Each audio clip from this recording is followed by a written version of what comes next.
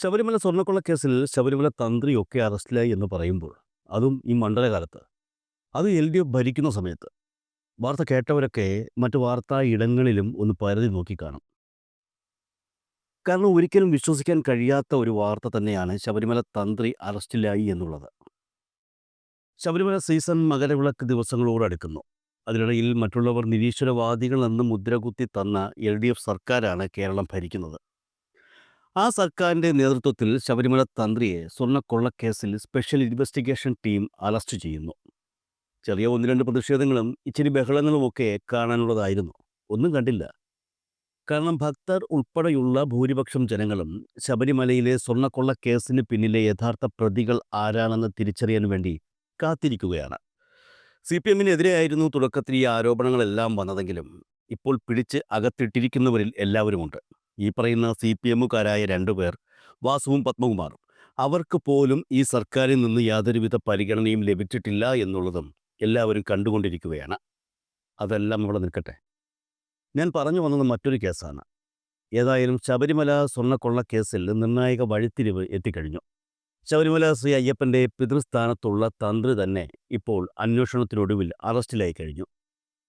തന്ത്രി അറസ്റ്റിലായ കഴിഞ്ഞ ദിവസം നമ്മളെല്ലാവരും ഓർക്കേണ്ടതായിട്ടുള്ള ഒരു വ്യക്തിയുണ്ട്. രാഷ്ട്രീയപരമായി നോക്കുകയാണെങ്കിൽ എനിക്ക് ഒട്ടും ഇഷ്ടമില്ലാത്ത ഒരു വ്യക്തി കൂടിയാണ് അദ്ദേഹം. ആ ഇഷ്ടമില്ലാത്തത് മറ്റൊന്നും കൊണ്ടല്ല കേട്ടോ. അദ്ദേഹത്തിൻ്റെ ഈ സംസാരിക്കുമ്പോഴുള്ള മറ്റുള്ളവരെ പരിഹസിച്ചുകൊണ്ടുള്ള ഒരു പുച്ഛച്ചിരി, ഒരു വിട്ടിച്ചിരിയുണ്ട്. ചിരിക്കുന്നത് എന്തോ വലിയ സംഭവമാണെന്നാണ് പുള്ളി വിചാരിക്കുന്നത്. പക്ഷേ അല്ല, വളരെ അസഹനീയമാണ്. ഞാൻ പറഞ്ഞു വന്ന ആരെക്കുറിച്ചാണെന്ന് നിങ്ങൾക്ക് മനസ്സിലായി കാണും. നമ്മുടെ പ്രതിപക്ഷ നേതാവ് VD സതീശനെക്കുറിച്ച് തന്നെയാണ്. അദ്ദേഹത്തെ, അതായത് പ്രതിപക്ഷ നേതാവ് VD സതീശനെ ഓർക്കാതെ കഴിഞ്ഞ ദിവസം ഒരിക്കലും കടന്നുപോകില്ല.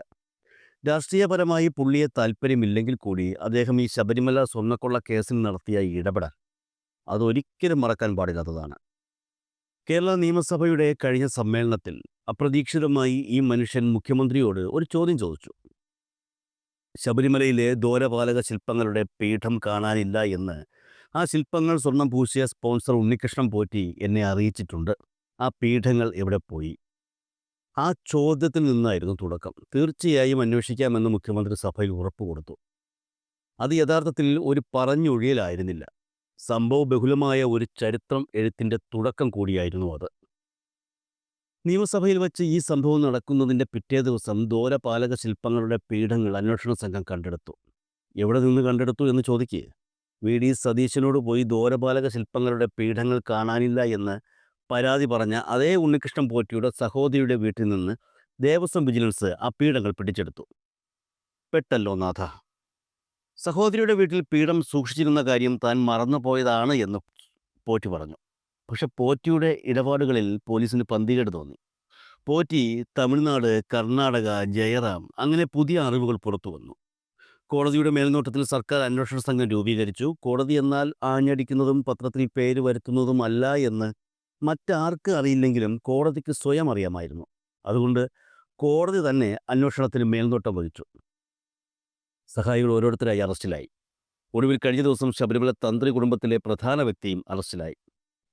മലയരയർ പ്രാർത്ഥിക്കാൻ ഉപയോഗിച്ചിരുന്ന ശബരിമല എന്ന കാനന ക്ഷേത്രത്തെ ആന്ധ്രയിൽ നിന്ന് വന്ന താഴമൺ തന്ത്രിമാർ എങ്ങനെ കൈയടക്കി എന്ന് മലയരയരുടെ നേതാക്കൾ ശബരിമല പ്രക്ഷോഭകാലത്ത് വിശദമായി പറഞ്ഞിട്ടുള്ളതൊക്കെ നമുക്കറിയാം. എന്തായാലും സതീശൻ എന്ന ഒരൊറ്റ മനുഷ്യൻ, ഒരൊറ്റ ചോദ്യം, കേരളത്തിൻ്റെ ചരിത്രത്തെ തിരുത്തിക്കുറിച്ചു VD സതീശൻ. പക്ഷേ ഒരു കാര്യം, ശബരിമലയിലെ ദ്വാരപാലക ശില്പങ്ങൾ കാണാനില്ല എന്ന് ഉണ്ണികൃഷ്ണൻ പോറ്റി ദേവസ്വം ബോർഡിനെയോ സംസ്ഥാന സർക്കാരിനെയോ പോലീസിനെയോ അറിയിക്കാതെ പ്രതിപക്ഷ നേതാവിനെ അറിയിച്ചത് ഈ പ്രതിപക്ഷ നേതാവും ഉണ്ണികൃഷ്ണൻ പോറ്റിയും തമ്മിലുള്ള ബന്ധത്തിൻ്റെ പുറത്തായിരിക്കുമല്ലോ. സോണിയാഗാന്ധിയുടെ വീട്ടിൽ പോലും ഉണ്ണികൃഷ്ണൻ പോറ്റിക്ക് സ്വാധീനമുണ്ടായിരുന്നു എന്ന് തെളിയിക്കുന്ന ചില ചിത്രങ്ങളും പുറത്തു വരികയും ചെയ്തിട്ടുണ്ട്. ഇത്രയൊക്കെ തെളിവുകൾ പുറത്തു വന്നിട്ടും സ്വർണ്ണം കട്ടത് ആരപ്പ എന്ന് ചോദിക്കുമ്പോൾ സഖാക്കളാണ് അയ്യപ്പ എന്ന് പറയാൻ കോൺഗ്രസ്സുകാരെ പഠിപ്പിച്ചതും ഇതേ സതീശൻ തന്നെയാണ്. ശബരിമല തന്ത്രി അറസ്റ്റിലാകുന്ന കഴിഞ്ഞ ദിവസം പോറ്റിയെ കേറ്റി എന്ന പാരഡി പാട്ട് എഴുതിയ പ്രവാസി കുഞ്ഞബ്ദുള്ള ഒരു ചിത്രം സമൂഹ മാധ്യമങ്ങളിൽ പങ്കുവച്ചിരുന്നു. ഇപ്പോൾ ഖത്തറിൽ പര്യടനം നടത്തുന്ന പ്രതിപക്ഷ നേതാവ് VD സതീശൻ ഈ പറയുന്ന കുഞ്ഞബ്ദുള്ളയുമായി കൂടിക്കാഴ്ച നടത്തുന്ന ചിത്രമാണ് പുള്ളി ഫേസ്ബുക്കിൽ പങ്കുവച്ചത്. തദ്ദേശ സ്വയംഭരണ തെരഞ്ഞെടുപ്പിൽ യു.ഡി.എഫിന് മേൽക്കൈ ലഭിക്കാൻ കാരണമായ ആ പോറ്റിയെ കേറ്റി എന്ന ഗാനം രചിച്ചതിന് അഭിനന്ദനങ്ങൾ അറിയിക്കാനായിരുന്നു സതീശൻ കുഞ്ഞബ്ദുള്ളയെ കണ്ടത്. ഒരു പാട്ട് എഴുതിയതിൻ്റെ പേരിൽ, അതും അയ്യപ്പ ഭക്തിഗാനത്തിൻ്റെ പാരഡി എഴുതിയതിൻ്റെ പേരിൽ ഒരു കുഞ്ഞബ്ദുള്ള എന്ന മനുഷ്യൻ യു.ഡി.എഫ് പ്രവർത്തകരുടെ കൺകണ്ട ദൈവമായി മാറിക്കഴിഞ്ഞു. ആവശ്യത്തിലേറെ സ്വീകരണങ്ങളും മനോരമ ഉൾപ്പെടെയുള്ള മാധ്യമങ്ങളിൽ ഇൻ്റർവ്യൂകളും. അങ്ങനെ എന്തുകൊണ്ടും നല്ല സമയമാണ് പുള്ളിക്ക്. ഇപ്പോഴിതാ പ്രതിപക്ഷ നേതാവ് വി.ഡി. സതീശൻ പുള്ളിയെ ഗൾഫിലെത്തി നേരിട്ട് കണ്ടിരിക്കുന്നു. എന്നാൽ ഇവിടെ മനസ്സിലാക്കാനുള്ളൊരു കാര്യമുണ്ട്. വി.ഡി. സതീശൻ കുഞ്ഞബ്ദുള്ളയുമായി കൂടിക്കാഴ്ച നടത്തിയത് പോറ്റിയെ കേറ്റിയെ എന്ന പാട്ടുമായി ബന്ധപ്പെട്ട് മാത്രമല്ല. ഗൾഫിൽ നിന്നു തന്നെ പുറത്തു വരുന്ന വിവരങ്ങൾ അനുസരിച്ച് ഒരു ചെറിയ ഡീൽ സംസാരിക്കലും അക്കൂട്ടത്തിൽ ഉണ്ടായിരുന്നു എന്നുള്ളതാണ്. എന്നുവെച്ചാൽ 2 മാസത്തിനുള്ളിൽ നടക്കുന്ന നിയമസഭാ തെരഞ്ഞെടുപ്പിനോടനുബന്ധിച്ച് യു.ഡി.എഫിൻ്റെ പ്രചരണ ഗാനങ്ങളുടെ രചന നിർവഹിക്കാനുള്ള ദൗത്യം വി.ഡി. സതീശൻ അനൗദ്യോഗികമായി കുഞ്ഞബ്ദുള്ളയെ ഏൽപ്പിച്ചു എന്നാണ് മനസ്സിലാക്കാൻ സാധിക്കുന്നത്. കുഞ്ഞബ്ദുള്ളയുടെ പാരഡിക്ക് നിലവിലെ സാഹചര്യത്തിൽ ആവശ്യത്തിലേറെ ആരാധകർ ഉണ്ടെന്നുള്ളത് കോൺഗ്രസും യു.ഡി.എഫും പരിഗണനയ്ക്കെടുത്തിരുന്നു. തദ്ദേശ സ്വയംഭരണ തെരഞ്ഞെടുപ്പിൽ തങ്ങൾക്കു വേണ്ടി ഫ്രീ ആയിട്ട് പാട്ടെഴുതി സഹായിച്ച കുഞ്ഞബ്ദുള്ളയ്ക്ക് ഒരു ഉപഹാരം നൽകുന്ന പ്രവർത്തനം കൂടിയാണ് ഈ പറയുന്ന ഡീൽ എന്നുള്ളതാണ് കോൺഗ്രസും സതീശനുമൊക്കെ കരുതിയത്. സതീശൻ ഡീലൊക്കെ സംസാരിച്ച് ഉറപ്പിച്ചു പോയ ശേഷമാണ് അപ്രതീക്ഷിതമായി കേരളത്തിൽ കാര്യങ്ങൾ കൊണ്ടു തിരിഞ്ഞത്. തന്ത്രി അറസ്റ്റിലായി. പോറ്റിയെ കയറ്റിയത് ആരപ്പ എന്ന് ചോദിച്ചാൽ സഖാക്കളാണ് അയ്യപ്പ എന്ന് പറയാൻ പറ്റാത്ത രീതിയിലേക്ക് കാര്യങ്ങൾ മാറിയതോടെ കോൺഗ്രസിൻ്റെ പ്രതീക്ഷ തകർന്ന് തരിപ്പണമായി എന്ന് പറയുന്നതായിരിക്കും അനുയോജ്യമായ വാക്യം.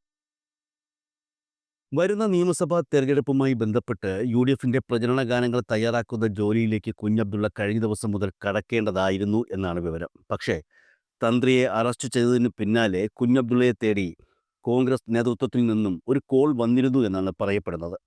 പ്രചരണ പാരഡി ഗാനങ്ങൾ ഇപ്പോൾ എഴുതേണ്ട എന്ന നിർദ്ദേശമായിരുന്നു ആ ഫോൺ കോളിൽ ഉണ്ടായിരുന്നത് എന്നാണ് സൂചനകൾ. തെരഞ്ഞെടുപ്പ് പ്രചരണത്തിന് പാരഡി ഗാനങ്ങൾ ഉപയോഗിക്കണമെന്ന് തന്നെയാണ് ആഗ്രഹമെന്നും, എന്നാൽ ഇപ്പോൾ അതിൻ്റെ പ്രവർത്തനങ്ങൾ ആരംഭിക്കേണ്ടതില്ല എന്നുമാണ് നിർദ്ദേശം എത്തിയിരിക്കുന്നത്. ശബരിമല സ്വർണ്ണക്കൊള്ള വിഷയത്തിൽ തന്ത്രി ഉൾപ്പെടെ അറസ്റ്റിലായതോടെ ആ വിഷയം വച്ചുകൊണ്ടുള്ള പാരഡി ഗാനങ്ങൾക്ക് ഇനി പ്രസക്തിയില്ല എന്ന അഭിപ്രായമാണ് കോൺഗ്രസിന്. അന്വേഷണത്തിൻ്റെ ആരംഭത്തിലാണ് തദ്ദേശ സ്വയംഭരണ തെരഞ്ഞെടുപ്പ് നടക്കുന്നത്. ഭരണത്തിലിരിക്കുന്നത് LDF ആയതുകൊണ്ട് തന്നെ സ്വർണം കെട്ടത് ആരപ്പ എന്ന ചോദ്യത്തിന് സ്വാഭാവികമായി ജനങ്ങളുടെ മനസ്സിലേക്ക് മറ്റൊരു ഉത്തരവും വന്നില്ല. പക്ഷേ ഇപ്പോൾ കാര്യങ്ങൾ അങ്ങനെയല്ല. വിശ്വാസത്തിൻ്റെയും ആചാരത്തിൻ്റെയും പേര് പറഞ്ഞ് കാലങ്ങളായി അയ്യപ്പൻ്റെ കൂടെയുള്ളവർ തന്നെ ഈ സ്വർണം കെട്ട കേസിൽ പ്രതികളായി വരുമ്പോൾ സ്വാഭാവികമായും ജനങ്ങൾ ആശങ്കയിലാകും. ഈ സാഹചര്യത്തിൽ രാഷ്ട്രീയ മുതലെടുപ്പിനു വേണ്ടി ഗാനമിറക്കിയാൽ അത് ആത്മഹത്യ ചെയ്യുന്നതിന് തുല്യമാകുമെന്ന് സതീശനും പാർട്ടിക്കാർക്കും നന്നായി അറിയാം. അതുകൊണ്ട് തന്നെയാണ് കുഞ്ഞബ്ദുള്ളയുമായി ഉറപ്പിച്ച പാരഡി ഗാന ഡീൽ മണിക്കൂറുകൾക്കുള്ളിൽ നേതൃത്വം മരവിപ്പിച്ചത്. ഒരു സ്വർണ്ണക്കൊള്ള വിഷയത്തിൽ മാത്രം കേന്ദ്രീകരിച്ചുള്ള തെരഞ്ഞെടുപ്പ് പ്രവർത്തനങ്ങൾ മാത്രമായിരുന്നു കോൺഗ്രസ് ചെയ്യാൻ ഉദ്ദേശിച്ചിരുന്നത്. അത് മറ്റൊന്നും കൊണ്ടല്ല, ജനങ്ങൾക്കിടയിൽ ഇറങ്ങി ഇടതുപക്ഷത്തിനെതിരെ പ്രചരണം നടത്താൻ ആകെയുള്ള വിഷയം അതുമാത്രമായിരുന്നു. എന്നാൽ ആ വിഷയവും ഇപ്പോൾ അവസാനിച്ച അവസ്ഥയിലാണ്. തദ്ദേശ സ്വയംഭരണ തെരഞ്ഞെടുപ്പിനോടനുബന്ധിച്ച് പുറത്തിറങ്ങിയ പോറ്റിയെ കേറ്റിയെ എന്ന ഒറ്റ ഗാനത്തോടെ മുസ്ലിം ലീഗ് പ്രവർത്തകർ ഉയർത്തിക്കൊണ്ടുവന്ന ഒരു വ്യക്തിത്വമായിരുന്നു ഈ പറയുന്ന കുഞ്ഞബ്ദുള്ള. ഒരു പാരഡി പാട്ട് എഴുതി പ്രശസ്തനാകാൻ കഴിയുന്ന കാലമല്ല ഇത്. എന്നാൽ കുഞ്ഞബ്ദുള്ള പാരഡി പാട്ട് എഴുതിയത് തെരഞ്ഞെടുപ്പ് കാലത്തായിരുന്നു. CPM-നെതിരെയുള്ള ഗാനമായതുകൊണ്ട് തന്നെ കോൺഗ്രസും മുസ്ലിം ലീഗും പരമാവധി പ്രചരിപ്പിക്കുകയും ചെയ്തു. വിശ്വാസം സംബന്ധിച്ചുള്ള വിഷയമായതുകൊണ്ട് ആ പാട്ടിൻ്റെ ആദ്യത്തെ 4 വരികൾ BJPയും പ്രചരിപ്പിച്ചു. തദ്ദേശ സ്വയംഭരണ തെരഞ്ഞെടുപ്പിൽ UDFന് മേൽക്കൈ കിട്ടിയതോടെ ആ പാട്ടെഴുതിയ കുഞ്ഞബ്ദുള്ള പ്രശസ്തനായി മാറി. മനോരമ ഉൾപ്പെടെയുള്ള മാധ്യമങ്ങൾ അദ്ദേഹത്തിൻ്റെ അഭിമുഖം പ്രസിദ്ധീകരിച്ചു എന്ന് പറയുമ്പോൾ കുഞ്ഞബ്ദുള്ളയെയും ആ പാട്ടിനെയും UDF എത്രത്തോളം ആശ്രയിച്ചിരുന്നു എന്നുള്ളത് അതിൽ നിന്ന് വ്യക്തമാണ്. UDFനെ സംബന്ധിച്ച് കുഞ്ഞബ്ദുള്ള ഒരു ബ്രാൻഡ് നെയിമാണ്. അതുകൊണ്ടാണ് ഖത്തറിലെത്തിയ പ്രതിപക്ഷ നേതാവ് വി.ഡി. സതീശൻ കുഞ്ഞബ്ദുള്ളയെ നേരിട്ട് കണ്ടതും നിയമസഭാ തെരഞ്ഞെടുപ്പുമായി ബന്ധപ്പെട്ട പ്രവർത്തനങ്ങൾ തുടങ്ങാൻ നിർദ്ദേശം നൽകിയതും. ഒരു പാട്ട് ഇത്രത്തോളം പ്രശസ്തി നേടിത്തരികയാണെങ്കിൽ 10 പാട്ടെഴുതിയാൽ എത്രത്തോളം പ്രശസ്തി ലഭിക്കുമെന്ന് കുഞ്ഞബ്ദുള്ള മനസ്സിൽ കണക്ക് കൂട്ടിക്കാണും. അങ്ങനെയാണ് ഇല്ലാത്തതും പൊല്ലാത്തതുമൊക്കെ ചേർത്ത് CPM-നെയും ഇടതുപക്ഷത്തെയും പറയാൻ തയ്യാറായി കഴിഞ്ഞ ദിവസം മുതൽ കുഞ്ഞബ്ദുള്ള പാരഡി ഗാന രചനയിലേക്ക് കടന്നത് എന്നാണ് വിവരം. പക്ഷെ വൈകുന്നേരത്തോടെ ആ ഫോൺ കോൾ എത്തി, പാട്ടിപ്പം എഴുതേണ്ട എന്ന് പറഞ്ഞുകൊണ്ട്. പാരഡി ഗാന രംഗത്ത് ഇനിയും ഉയരങ്ങളിലേക്ക് പറക്കാനുള്ള ഒരു പ്രതിഭയുടെ ആഗ്രഹങ്ങളെയാണ് UDF ഇപ്പോൾ ഉള്ളിയിരിക്കുന്നത്. സ്വർണ്ണക്കൊള്ള വിഷയത്തിൽ തന്നെ വേണമെങ്കിൽ കുഞ്ഞബ്ദുള്ളയോട് ഗാനങ്ങൾ തയ്യാറാക്കാൻ പറയാമായിരുന്നു. ഈ പറഞ്ഞ ആൾക്കാരെ കൂടി ആ ഗാനത്തിനിടയിൽ ഉൾപ്പെടുത്തിയാൽ മതിയായിരുന്നു. എന്നാൽ തെരഞ്ഞെടുപ്പിന് ഇനിയും ദിവസങ്ങളുണ്ട്. അന്വേഷണം നടന്നുകൊണ്ടിരിക്കുന്നതേയുള്ളൂ. സോണിയാഗാന്ധി ഉൾപ്പെടെയുള്ളവർ ഇപ്പോൾ സംശയത്തിൻ്റെ നിഴലിലുമാണ്. അങ്ങനെ വരുമ്പോൾ കുഞ്ഞബ്ദുള്ള ഇപ്പോൾ പാട്ടെഴുതി തുടങ്ങിയാൽ അത് തീരുമ്പോൾ എഴുതി തുടങ്ങിയ സമയത്തെ കഥയായിരിക്കില്ല ആ ഗാനത്തിൽ ഉണ്ടാകുന്നത്. ചിലപ്പോൾ ആ പാരഡി ഗാനം പാട്ടെഴുതാൻ പറഞ്ഞ കോൺഗ്രസിനെ നാണം കെടുത്തുന്നതായിരിക്കും. ഇതൊക്കെ മുൻകൂട്ടി ചിന്തിച്ചതുകൊണ്ടായിരിക്കാം കുഞ്ഞബ്ദുള്ളയെ തേടി ആ ഫോൺ കോൾ എത്തിയതും. പാട്ടെഴുത്ത് ഒന്ന് നിർത്തിവച്ചേക്ക്, ശബരിമല കേസ് എങ്ങനെ പോകുമെന്ന് നോക്കിയിട്ട് നമുക്ക് എഴുതാം എന്ന്